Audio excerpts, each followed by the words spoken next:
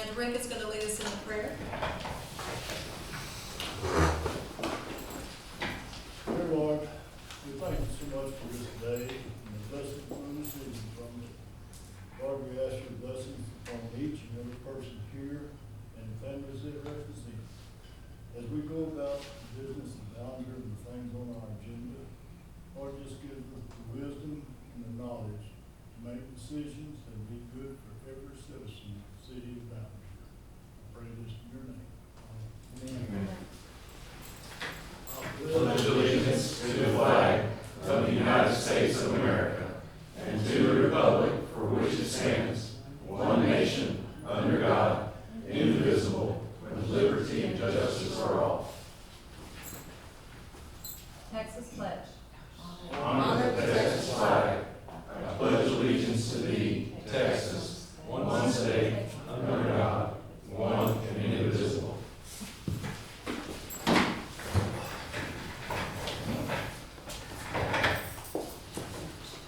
Okay, at this time, any citizen who desires to address the city council on a matter not included on the agenda may do so. Per the Open Meetings Act, the city council may not deliberate on items presented under this agenda item, and all presentations are subject to a 3-minute time limit. Yes, sir. Morning, y'all. Morning. It seems like it's always running around in circles. First of all, I really appreciate the fact that Ballenger's decided to bring in enforced permits. I've asked for years that Ballenger enforce permits. We had a meeting about, 5 years ago with all the contractors that said we would like for Ballenger to bring in and do permitting for contractors, plumbing, electrical, and air conditioning. We were told that the permit process would be an infringement upon people's rights. We talked about this the other day in the meeting, and the previous administrator, him, said that Ballenger didn't have anybody that could physically do the permits because he wasn't trained and they weren't going to pay to get him trained. And here we are. Now, I think the problem that we have here is that I love the fact that we're going to do permits, but to have someone come in and just say we're going to do X, Y, and Z, but not air conditioning is wrong. I think that if y'all would please put it on the agenda to have air conditioning put on the agenda, or HVAC put on the agenda for city council for a mechanical inspection. Of all the things that we have inspected, whether it's plumbing or electrical, I think air conditioning is probably the #1 thing, because the fact that our job can not only destroy property, but we can kill somebody. I had a case in San Angelo about 3 years ago where I was involved with the city of San Angelo and the fire marshal, and found out that the contractor installed 2 gas furnaces incorrectly and killed a man. Our job is dangerous. Our job is not just walk in there, add refrigerant. Our job is designing ductwork and designing an air conditioning correctly, but we also have to make sure that it's done by code. We have fuel codes to follow in air conditioning. I have an international and a uniform mechanical code, just to name a few. We have safety codes, electrical codes, plumbing codes that we have to follow. In our industry, it is extremely difficult for the things that we do, and we're expensive because we have a lot of training. I go to school at least 4 times a year for the different things that I work on, whether it's ductless, refrigeration, air conditioning, heating. I go all over the place for training. And so I would like for the city of Ballenger to reach out to Abilene or San Angelo, Brownwood, and the Texas Department of Licensing and find out what their standards are. Because it's more than just saying, hey, Steve, I'm gonna put an air conditioner in for you. I'm gonna go get a permit. I come over here and say, hey, I need a permit. You charge me money. I go do the job and nobody goes and inspect it. And if you do, that's great. You can go over there and take it with a picture. But someone that knows what they're doing needs to know, did I do that correctly? And I'm not saying that the engineers that y'all have lined out to do this will know what they're doing, but things change all the time. Situations change all the time. It's different looking at it on a YouTube video or some kind of screen compared to going there and putting your hands on it. So I think that it would be a good thing for y'all to reach out for them. Coleman goes to Brownwood for their permits. Miles goes to Brownwood for their permits. And some areas like Tuscola reaches out to Abilene to have their inspectors come inspect them. I would also like if y'all would have a meeting with all the contractors. Let's sit down, let's figure out what exactly it is that we need to have and what y'all would like out of us as far as permitting goes, what code you want. Y'all want to go with the International Mechanical Code or the Uniform Mechanical Code, and what year y'all want to adopt, because it goes all the way back. the one in San Angelo right now is going by the IMC 2015, which is an extremely tough book. It has a lot of tougher guidelines. It's not as thick, but it does have a lot of tougher guidelines. They go back to other books. So we have to follow these codes. If we don't, you know, that's why I carry a $2 million policy, just in case something happens and somebody gets hurt or somebody gets killed. We'll hope it never happens, but things happen. People fall through ceilings, gas lines don't get tightened up right. That's why in my business, in my job, I follow with all my installs now, because I want to make sure that it's done right the first time. If it's not, we go back and fix it for free. Okay?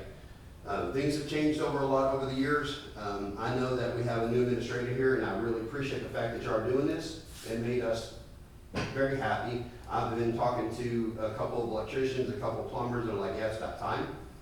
If we're gonna enforce a code, let's enforce it. If we're gonna pull permits on jobs, let's pull permits, let's get them inspected. Whether it's building a wall, or putting in an air conditioner, or heater, or plumbing, or electrical, let's get it inspected and make sure these homeowners are safe. Let's make sure that the roofs are put on right. Let's make sure these houses are being remodeled correctly. And that's something that needs to be addressed, is that even if you're flipping a house and you buy the house and you're flipping it, even though you technically own that home, you have to have it inspected, because that is not your primary residence.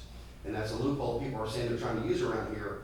But according to the TDRL and the licensing, if Mr. Manley buys a house and he's flipping it for himself, he doesn't own that house as a homestead. He's still got to get that house inspected and make sure that it's safe for the person who's selling it to. Now, if Mr. Manley goes in his house and he says, I'm gonna put my own air conditioner in, that's his prerogative, because he owns that home. So we need to make sure that we're doing the standards according to the Texas Department of Licensing. In air conditioning, all the expectations of other cities from us, if I go outside, yes. If nobody has a problem, you can all let him go on for a couple more minutes. You're at your 3 minutes. It's fine, Tony. Okay, go ahead. Thank you. So, an expectation for air conditioning for us in other cities are, if I go in and replace your outdoor unit, I have to get a permit. If I replace your evaporator coil and I pull the coil out and put a new one back in, I have to get a permit. If I change your whole system out, I have to get a permit. If it's a new job from the very beginning, like pick and pack, where they take all the ductwork out, I have to have a permit. So anything like that we do that changes the design of the original unit, you have to have a permit. So I would like that city find out what TDRL expects, maybe some of the bigger cities that do this, and find out where they stand on some of these issues, and let's get a good standard, and let's follow it, and I would greatly appreciate it. Thank you. Thank you, sir. Appreciate it. Thank y'all. Thank you. Now I gotta go work on air conditioner. Thank you. Have fun. Thank y'all. Thanks. Yes, sir. Be safe out there. Anybody else want to speak? Ms. Elaine? No, I just wanted to report on the Easter egg hunt. Okay. Huge success, as far as I'm concerned. Someone estimated 200 kids, looked like, felt like more, because they move fast, as I know every day. But it was a real good turnout. No problems that I'm aware of, so we hope to do it again. Great. I heard great reports. And now we're moving forward to the cook-off end of June, so Okay. Great. Thank you. that's all I got. Thank you. Thanks, Elaine. Thank you, ma'am. Thank you. Anybody else? Cheryl? Ginger? No? We just came down. Okay. All right. Welcome. Just came. Glad to see you. Brian, can I ask you a question? Sure. And this is for clarification, because I have had phone calls about this after, which is what I'm talking about. Can you tell me, we've had a deal on the books about roofers needing to come down and be permitted and licensed for how long? Since, what was So it? the original was 1996. Yeah. Was it 96? Was it, Yes, sir. I couldn't remember if it was 96 or 86. Yes, But I had been asked that, and I want for posterity, it has been for, It has been on the books. On the for books. a number of years, yes, sir. I think it was after one of the storm events. y'all yes, had. it was a horrible storm, and we had a lot of guys come in from everywhere and took money and kind of left and didn't really do a bueno job. And we ended up having the same escapade up in Idlewood when I was the chief up there. Yeah, And we were chasing roofers all over the place, and that's what forced the council to go ahead and pass an ordinance similar to this. Added to the permits and the bonds and all that stuff, because our citizens were being ripped off big time. yeah. And I have one other question pertaining to that, is when I come to get a permit to do something, no matter what it is in my house, who has access to that permit? Once it's pulled, it should go to Chad. Who outside this building right now has access to that? Nobody should. Okay, that was a concern that a citizen had to me, and I know they talked to Rick too, because he told me he just got off the phone with Rick when I was talking to him. And PIA, he wanted to, so it could be PIA. We would challenge it, but we would have to, if anybody hits us up with the public information, we have a freedom of information Right. request, but, it would go for legal review to see if it's, something that can be. but they were concerned about if I went and did something in my house and our wonderful people at the appraisal office find out, what are they gonna do to me then? Yeah. Because honestly, our appraisals are a little out of whack, and I don't wanna give them any more fodder to do anything else to anybody. I would rather have people in town able to fix their house than to have some of the stuff that if you drive down the road right now, that I'm seeing. I'd love to see those fixed, but the people, well, if I pay my house, my taxes are going up $15,000. Well, and that's gonna happen one way or the other when, something like Google comes through, or if the appraisal district contracts with somebody, Right. those are gonna be picked up and they're gonna do the evaluation anyway. But if I go in, new drywall, whatever, that's more the concern that was given to me, was something of that nature, that I'm gonna get hammered by. Before, we wouldn't just give it out. It's something that would have to go through legal review, that if they say, sorry, you have to give it. I appreciate that, but again, I just want that out for public information. Cool. Do we need to clarify that anymore? Because I actually was kind of shocked at all the hoopla that was stirred up over all this, because it's been around for 25 years. Right. It's been the way of doing things, but it hasn't been enforced, and we were just kicking out a reminder preempted by this latest round of storms where people were getting new roofs added Right. on. So I don't understand why all the kick up and why the dust storms. You haven't been here long enough to understand, but one of the things that I've asked council to do previous to being here, and I have asked about this also since being here, is when I go get a permit, okay, you got a permit. I don't have anything to post on the house that says, okay, Steve's working on his house, it's okay. Because I did get one of those calls, well, did you get a permit? Yes, I got a permit 3 years ago when I tried to work on my roof then too. But we need to have some sort of, if I went to Dallas and replaced the AC or anything in my house in Dallas, on my door would have to be posted a big deal, so anybody coming by can say, okay, it's okay that he's doing that work. With all due respect, we need to get back to the actual agenda items. Yeah. I want to say something. I think one thing that was so big hoopla was because it was copied and pasted from someplace in Michigan. Yes, and I actually contacted the person who designed that. Well, that's fine, but it wasn't necessarily applicable to Texas. Was it Just a saying. picture or what was it?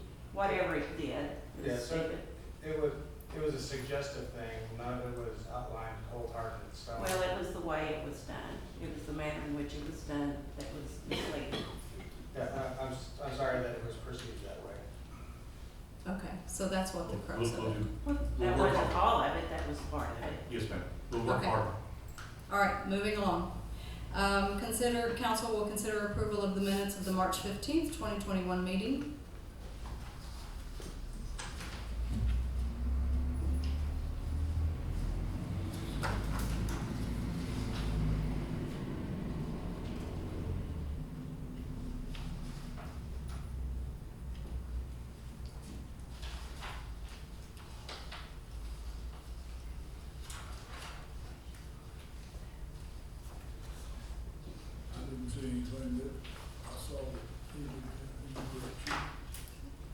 Do I have a motion to approve? I'll make that motion to approve the minutes. Second. All in favor? Aye. Okay, motion carries. Council will consider the request of Ballinger Memorial Hospital to use the community center on May 18th, 2021 for their blood drive. Make a motion that we approve the request. I second that. All in favor? Okay, motion carries. Number 6, consider resolution authorizing the submission of an application to the Texas Community Development Block Grant Program, Community Development Fund, and authorizing the mayor and city manager as authorized representatives.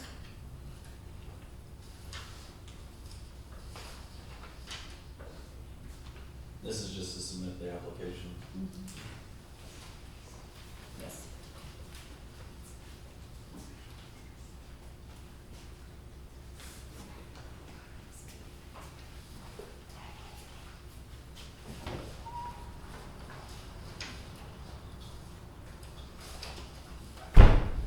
Do you have it there in your packet, everybody?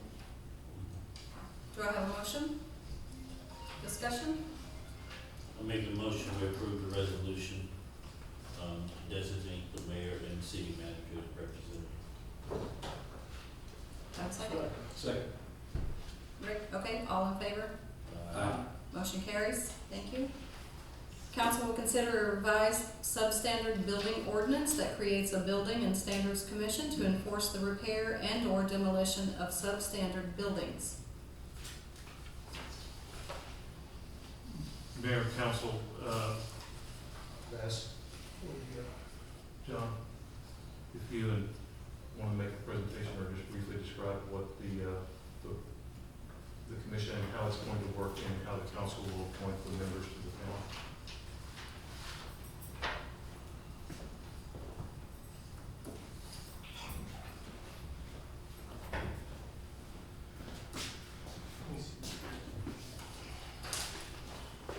So the governing body essentially, instead of having to bring each and every one of our cases to you of a house that is well past, it allows us to work with them cooperatively and try to get a resolution before it gets to a condition where it needs to have some more adverse involvement by the city. So in the event that we can't get to a resolution, the body, as appointed by the council, would make the determination on how to move forward with either vacating the derelict facilities from the property or to take over the possession of it and move forward in that way. Brian, can you opine a little bit more in detail about the appointment process? The process, it can be, it's a panel of, was it 5? And what I was looking at doing and what I've thought about out loud is that each member of the council would recommend somebody or nominate somebody for the panel. I would prefer that it be somebody out of each one of your districts that you represent, or the mayors would be at large. And essentially what the panel does is it allows us to move faster on some properties. We've got a couple over on Phillips. You can literally see through the roof and see the cross when you're sitting on Phillips Street. This would allow us to expedite and get those properties taken care of and removed and possibly backfilled and back on the tax roll with new owners. There is an appeals process in this ordinance. It allows for an appeal and it goes to district court for the appeal. And we just seem to think that it's going to be cleaner. It's a board of the property owner's peers. They're not elected officials, they're taxpayers just like they are. And it's, what's the word I'm looking for? It's not as intrusive, it's not embarrassing. We're not dragging all the private business out here in front of everybody that's gonna be recorded and it's gonna be on Facebook Live or YouTube. And so it just allows us to go ahead. I think we have some 27, 30 something properties that are substandard that we've been in the process of trying to get letters out. And, you know, first thing, one thing and another, this just allows us to expedite that and not load down the council's agenda. And the Open Meetings Act does apply. so Yes. you still have to post You it. still have to post the agenda and all that. But these won't be broadcast? No, sir. Since it is a penal, ordinance, we're passing it, we'll do the first reading today and I'll vote on it. And then we have to run that in the newspaper for 2 times before it can take effect. Okay. Nothing else is going to change other than who is deciding and where, essentially. Yes, sir. Is this gonna help expedite doing things Yes, sir. as opposed to 15+ years? The thing is like in particular, I keep going back to this house, there's a couple other houses throughout town where we're having people that are moving around from place to place to place Right. and taking up shelter and doing their other, activities, illicit drugs, whatever. And we've arrested 3 or 4 out of this house over a period of the last 7 or 8 months that Yeah. we found in there.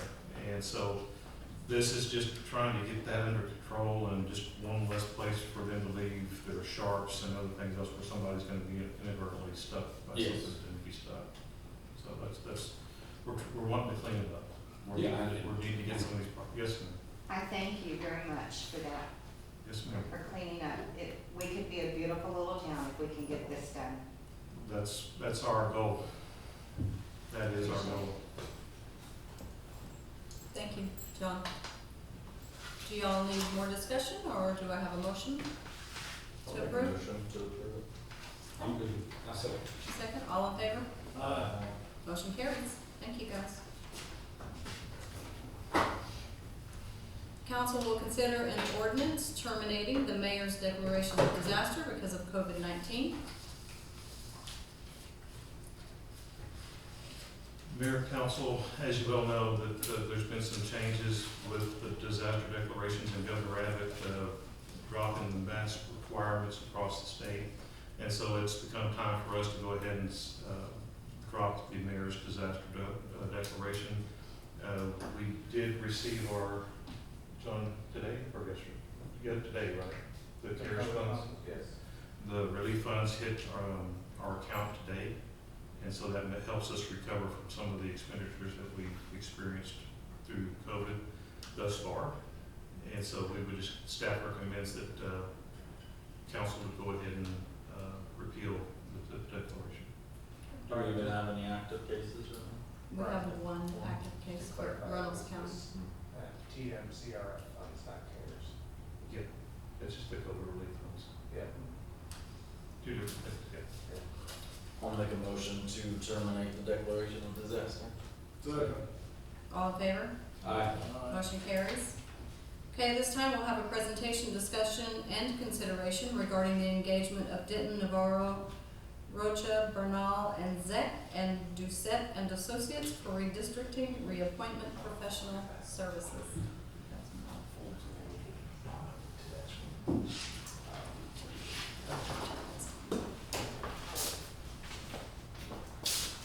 Good evening.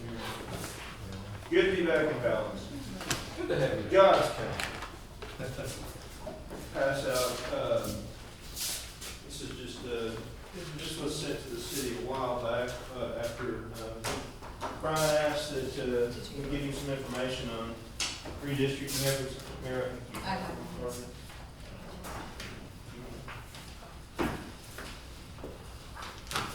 So before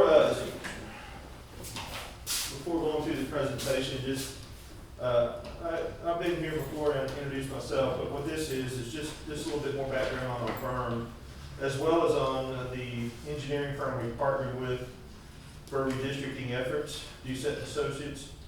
They're gonna be handling all of the, as we'll go through in the slides, so they're gonna be handling all the geospatial work required, in order to accomplish redistricting. So they're gonna do all the GIS-based, and mapping that's gonna be required to get you your new districts. And so I wanted you to have information on both of us. Also, since I sent this out, our team has changed up a little bit, and if retained to go forward, we're already special counsel with the city. If we're retained to do this specific task, it's actually gonna be Sharon Hicks, who's my colleague back here, who's going to be working directly with Ballinger, because Sharon is now officing in in Coleman, on behalf of our firm, so she'll be available to cities within this region for legal services.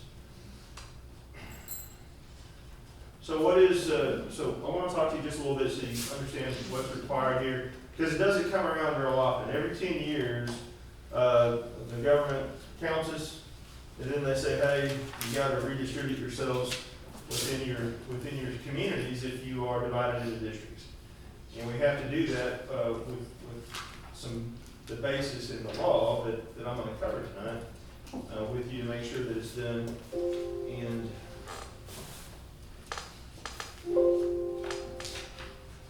pretty sound, but it's not.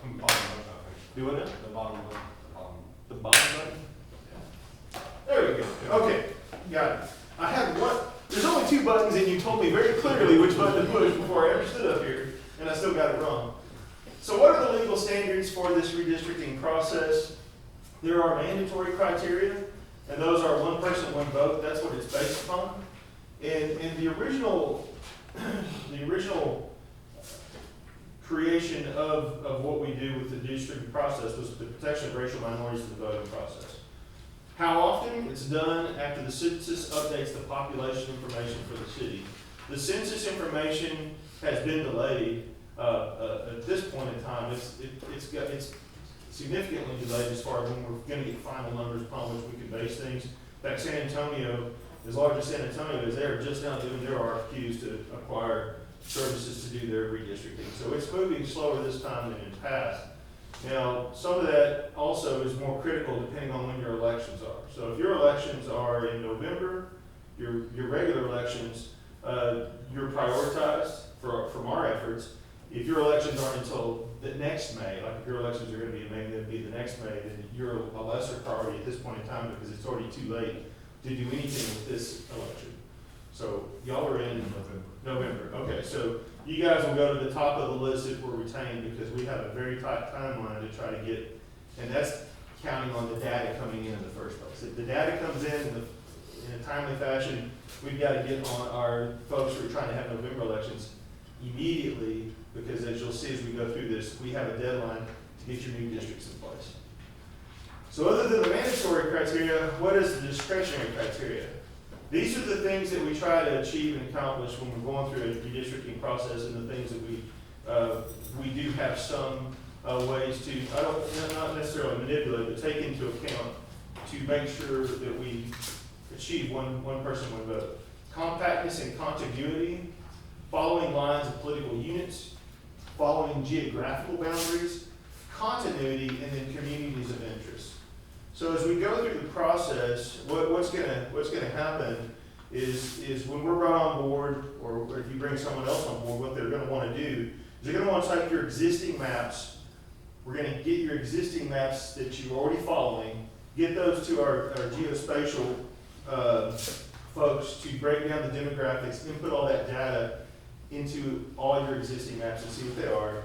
When the new numbers are released, we're gonna do an overlay of those 2 things just to see if there's any need to go any further, right? So if we already have good distribution, we may not have to do anything. So we don't want to do any more work than we have to do. We don't want you to spend any more money than you have to spend. But in doing so, these are some factors that we look at once we identify lines that might have to move, boundaries that might have to be changed. So we look at the total population of the city and then how that's divided amongst the districts. And we can't have more than a 10% deviation between the smallest and the largest as we go through that. As we go across all your districts, we can't have more than a 10% deviation among the districts. These are, I don't have to worry about this. This is the case law. This is more important for the attorneys, but this is the case law that gives us our less than 10% deviation requirements and has found that, there can still be, you can still have issues with this discrimination even if you can meet that 10%, less than 10% deviation. So we can't ignore those factors either. Population deviations are allowed as long as they're based on traditional principles and not to achieve some illegal means within those districts. But again, not more than that 10%. We still have to meet that threshold. So this is an example of when you're calculating deviations. So let's say we have a city of 10,000, if the ideal size is 10,000 among those districts. And you could, this is literally just an example, you could have District 1 with 9,500, District 2, which has 10,000, District 3, 10,200, District 4, 10,300. When you go across and do the math on those deviations, we come up with a deviation score of 8%. So this would be allowable. So even in looking at that, you can see that those districts are not all the same size. Even though we know what the ideal size is, we don't have to move lines to achieve exactly that ideal size among every district, as long as we are within the deviation allowed. Now, there might be reasons why you would want to try to get more of that population equally distributed, but that's where those discretionary factors come in. So for example, if we have a neighborhood that has traditionally been in one district, and it's a cohesive neighborhood, and there's shared cultural ties within that neighborhood, you're going to be less likely to want to split that into districts. You're going to want to try to keep those cohesive units together. That's what we rely on the demographers for. And we also want to be mindful of what the school district's doing, because the school district's going to go through the same process. So of the mandatory criteria, there's two terms. There's packed and cracked when it comes to what you do within a district. You cannot pack a district. When you pack a district, and under Shaw v. Reno, what they found was that you cannot push minority voters to concentrate them in a district. So you can't pack your minority voters into fewer districts, because that dilutes the influence and the vote that they would have and the meaningfulness of that vote, because they're concentrated in only one district. By the same token, you cannot crack them into districts. So you cannot split your minority votes among multiple districts, but keep it at less than a majority in any one district. And I'm going to show you an illustration of what that would look like. So this is packing a district. You can see that in District 1 we have 90% minority in District 1 and 10% in District 2 and 3. So you might be inclined to think, well, that's great for District 1, they're guaranteed, almost guaranteed minority representation, but at the same time there's no reason to have 90% packed into one district when you have such a low percentage in the other two districts. Those lines can be drawn in a different way to distribute that population so that it is not diluted. This is the opposite example, where you take those same numbers, but you're able to split them into 3 districts, but at such a level that they would not constitute a majority in any one district. And you get up with 40% in 3 separate districts. That's referred to as cracking. The reason why I show you these examples is because that's the job of the demographer who's doing the geospatial distribution. When we get all your data in and we send that to, they do the heavy lifting.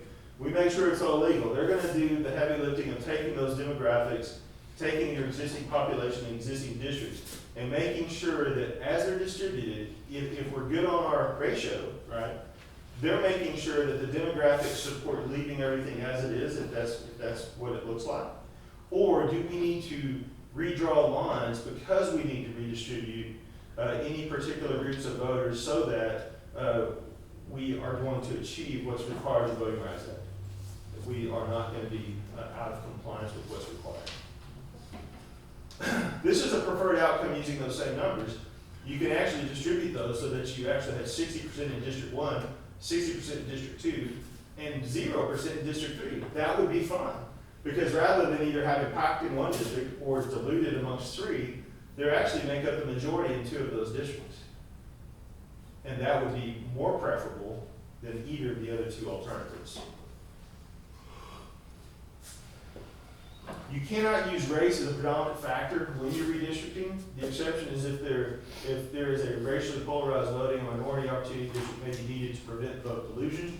There's an actual test from case law for this. And you also cannot use partisan reasons as a proxy for race. Now, that's not as much of an issue among municipal redistricting because we're nonpartisan redistricting to start with. We're supposed to be nonpartisan redistricting to start with. But anyway, I don't see this as being a big challenge. Again, the folks we're working with, it's all numbers based for them, and it's based on information from the census, which is information that people themselves provide. So we're not providing any information into this data set. This is an example of impermissible redistricting, where race was a dominant factor. This is actually the Abbott Perez case, which comes out of, this is a Texas case. And what happened was, in 2011, the legislature increased the district's Latino population in an effort to make a Latino opportunity district, but it also moved Como, which is an area that's predominantly African American, out of the district. Como residents and their house rep objected to that.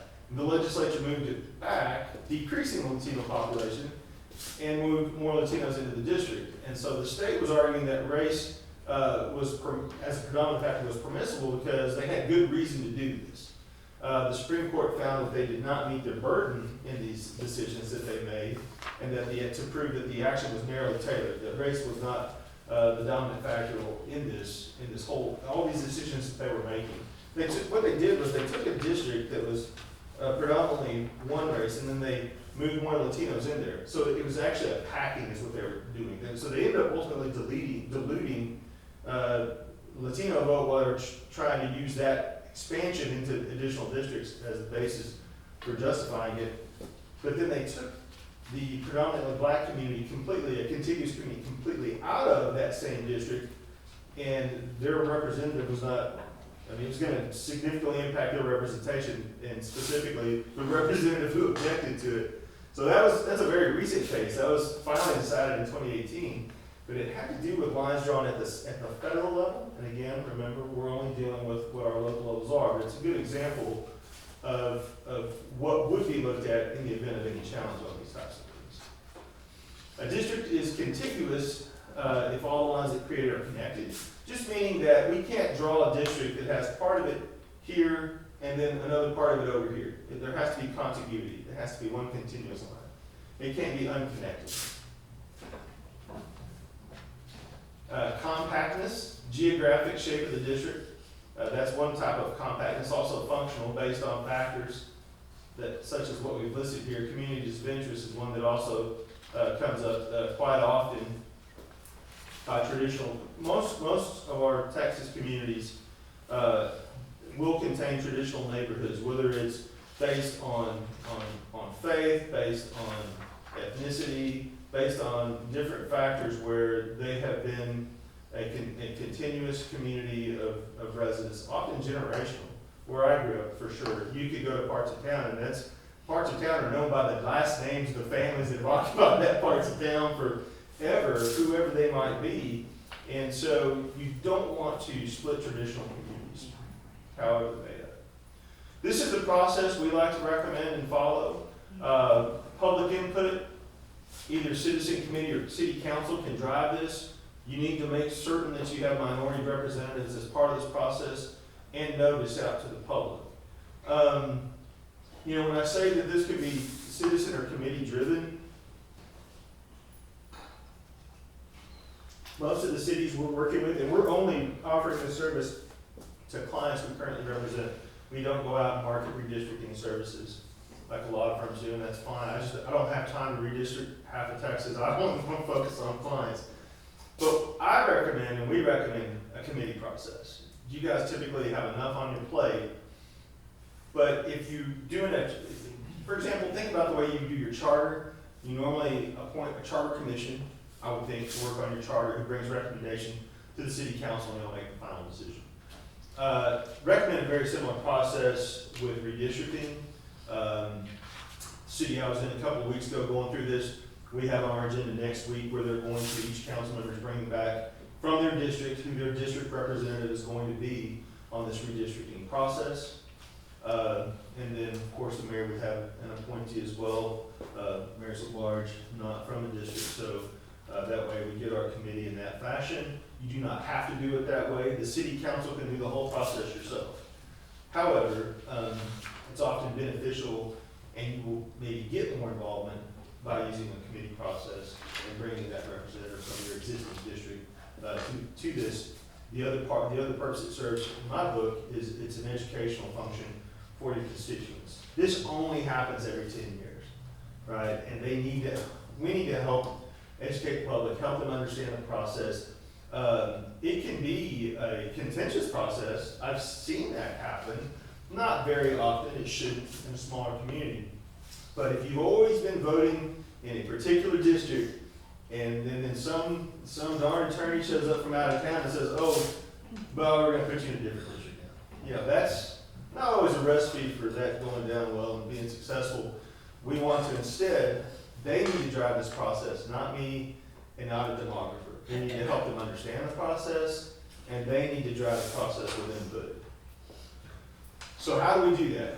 Well, with citizen input, we ensure that more inclusive representation of neighborhoods and communities of interest is achieved through this process. You should obviously, we should give more weight to residents of a district and avoid districts drawn by non-residents. By that I mean, we don't need me or a demographer or anyone that's not within a district drawing the lines for that district. We need that representative and the people of that district understanding what the process is, why it's required, and why, if that line needs to move, why that has to be the case. Because when this is done, they elect you all. Each one of these are your districts, these are your constituents that you're going back to, and you're going to want to keep them informed of this process. Consider allowing citizens work out their differences as participants in drafting the integrated plan. You know, we can do this process as interactively as we need to in workshops, led by them, and as well as the public needs to be involved in that. I'd love to see this room packed with folks who are so interested in the fascinating process of redistricting that they can't wait until the next 10 years goes by. City staff and consultants can oversee and facilitate citizen discussions. That's what your city staff and any consultants that you bring in this should be doing. We should be facilitating conversations, not telling them what those conversations need to be. And like I said before, it can be led by city council or committee. Maps of the current district, as I said, will be reviewed with the new census data. New proposed maps will be drawn based upon census data. Sorry about the typo there. Census data and citizen input. The redistricting committee, if you appoint one, will forward a recommendation to the city council for what that new district map, should look like, reported to you for final adoption. The timing is important though. This is from the election code. So a change in a boundary of a territorial unit of a political subdivision other than a county from which an office of the political subdivision elected is not effective for an election unless the date of the order or other action adopting the boundary change is more than 3 months before election day. So that's our deadline. So if you have a November election, back it up 3 months, that's our deadline to get this accomplished. So it's aggressive. We don't have any data yet, and it may not be, it just depends on when they release that data. However, you need to get the ball rolling. There are things that we can do now, awaiting that data. If you choose to bring us on board with our engineering partner, you already have us engaged. The rates that we would charge would be whatever our current rates are with the city. But I would get you a professional services agreement for these associates. Their rates are included in what I handed you though. Primarily their work's going to be done by the GIS specialist. But you get your team engaged, get your committee appointed, if you choose to go that route, and I think it's a great idea. And we would have an informational meeting with them. Like I said, Sharon will be leading our efforts because she's here. It's going to be much more cost efficient for the city for her to do that. And DUSET can participate remotely if they need to participate. They can go ahead and begin work on your existing maps. They'll go ahead and get those input into their system, get all your current demographic information input into their system, and then we're just waiting. They're going to see if the current, what we'll look at while we're waiting on the new data is we're going to actually see if your current districts are okay. Because if your current map is okay and the distribution checks all the boxes, then we might be done. You know, because we're at least that much closer. We hope they're accurate. You've been using them, but let's assume maybe they're not. Okay. Or when that new data is released, though, we'll create a second map with the other demographics. We'll have to overlay those, and we'll have to see where the differences are. We'll have to see what the last 10 years has done to the original map, or if there's any need to change it. It could be that just those percentages within each district changed, but are within tolerable limits. But we'll also be looking for the instances of packing or cracking. We want to make sure that we don't have our minority voters concentrated in one district and then underrepresented in others if there's a different way to divide those lines or draw those lines where that's achieves more representation. The representation, it's not about achieving more representation, it's about achieving fair and equal representation based on what the demographics say and what the population is. Does that make sense? I hope that makes sense. So, going into this, there's no way to know. Every city that is having to go through this, they feel good about it, and they're just waiting for those numbers to come down. Everybody hopes they've grown, right? Everybody hopes they've grown, and that's it. They just want to grow, and then all the districts are still perfect, and all the demographics check all the boxes, and no further changes have to be made. Certainly, that's possible. So that's what I have, and I'm happy to answer any questions. This is the teams that out of our cities that are leading this effort. Myself and Clarissa Rodriguez out of San Antonio, Charles Zeck and Megan Santee out of Austin, and then this is the team from Doucette Associates. They're basing their operations out of their San Antonio office primarily. So those are names you're going to see. Eventually, they'll probably be on site as well, at least one trip up here. Now, out of our San Antonio office, we're using Sharon as our local resource, so it's just good to have boots on the ground sometimes for leading those efforts, and I'm going to be leading multiple efforts in the San Antonio area, so it's good to have her up here to do that for our cities in this area. I'll answer any questions. And I think it'd probably be good for the folks that are in the community that are watching this to understand that the reason why we're here is this is keeping tied with the settlement out of the lawsuit from so many years ago that when we put us into the single member district. So yeah, there's an element to that for sure, for certain, because you weren't single member districts prior to that litigation. I've reviewed the litigation, I've reviewed your charter, and those two things are not the same. Yeah, it's always a good idea to follow a federal district ruling, though, a federal district order.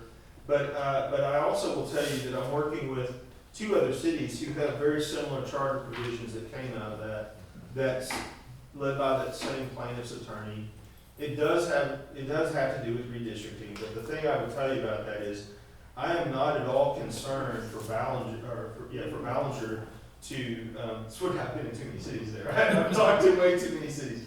I'm not at all concerned for Ballinger to amend your charter to state the things that we believe it should state. I've got another city going through a charter amendment process right now, and we understand what their district ruling says too, and I've read the plain language of it, and if we put that language in the charter, it actually is worse for minority voters. If we keep the language of that settlement that you have, it is worse for minority voters than doing it in single member districts the way it's supposed to be, because those provisions in that settlement agreement were written to as a compromise, because and I know it's the same attorney, a compromise for incumbents who were serving at that time in those offices, because it allowed them to be elected in a manner that single member districts typically would not be.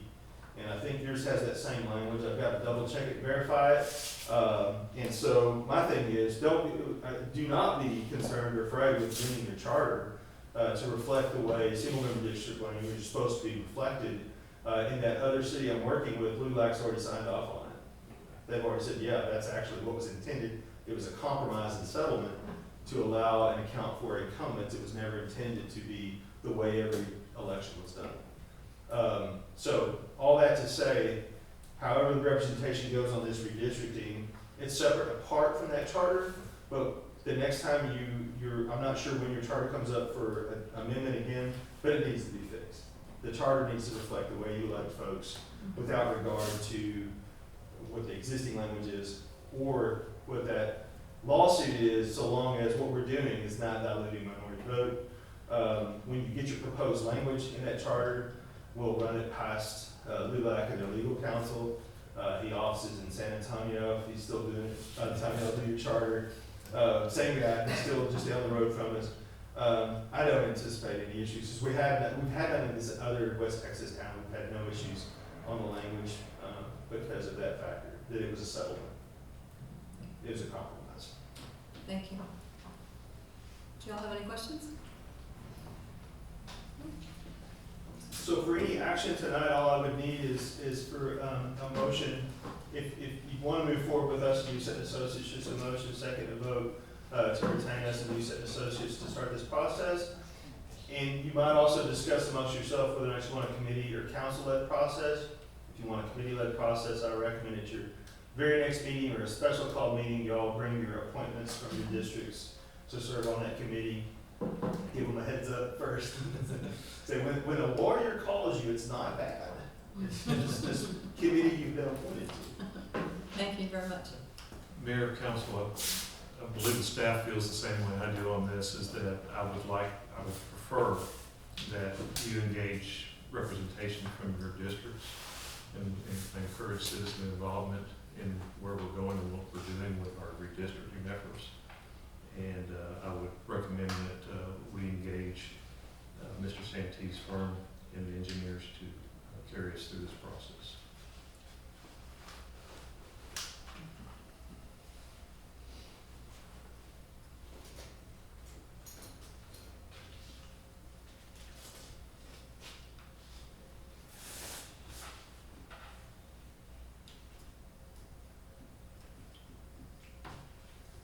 Was that your motion? I don't make the motion, so that's just my Do I have a recommendation. motion? Would you like to make a motion to approve from Mr. Manley? I guess, make a motion that we approve, Mr. Santee's, business to, represent in the redistricting. Do I have a second? Second. All in favor? Motion carries. Thank you. Okay, at this time, City Council may discuss the recodification of city ordinances. This is going to be brief, and I need to get once I kind of get you up to speed where we're at. Recently, I was contacted by Mr. Franklin. Mr. Franklin was brought on board somewhere back around 2017, I believe, is what he put in his email, to begin the recodification process of our code of ordinances. And basically, that allows us to go through and see where everything's at. It allows us to clean up our ordinances and to have things that need to be repealed or removed, duplicated or whatever. Once you adopt the recodified ordinances, it automatically, he'll have it spelled out for us that it repeals the non-necessary pieces of our ordinances and gets us up to speed. And it'll also be the process in which we will adopt our new codes, if I'm remembering correctly, and that Mr. Parsons was discussing about. This started back in 2017, and it's been sitting there. He had it completed, it's just been sitting dormant. And in visiting with him, so was his invoice.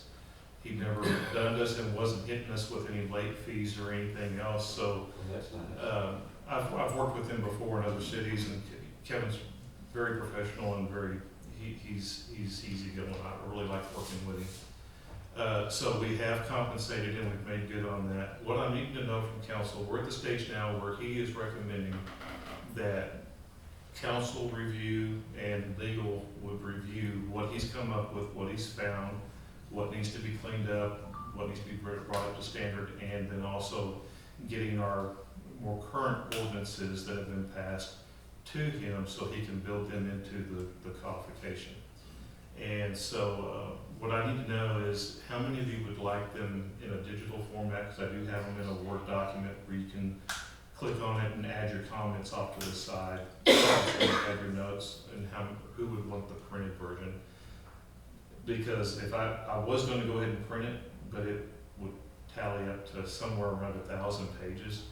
And so I didn't want to just burn a lot of paper if you would rather work with a digital format versus a paper format. I'll take that as a I can tell you.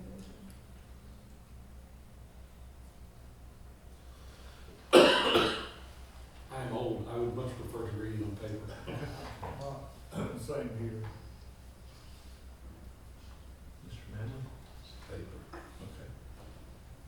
This is Be something, my luck, I delete it. this is something that's been ongoing for a while now. There was some question when it was originally sent in as to whether some of the ordinances that had been passed and resolutions had not been sent to Mr. Pike. And nobody had or had taken the time to go back and look at all this stuff and get it up to speed. So I think we're on the right track right now to get this done, because it needs to be done quickly. And just for clarification, all the ordinances are still out there, they're still in effect and still enforceable. All we're doing is cleaning it up. There's a lot of things like with the police department, in our ordinances, we have a driving while intoxicated ordinance. Well, we don't need that because it's superseded by state law. You know, that's a Class B misdemeanor, not a Class C misdemeanor. Just several things like that that are needing to be cleaned up and repealed from really old legislature, from previous councils, you know, the 50s and 60s and 40s and such as that, need to be cleaned out and revamped and get out of there and get the new stuff up so we're up to current case law.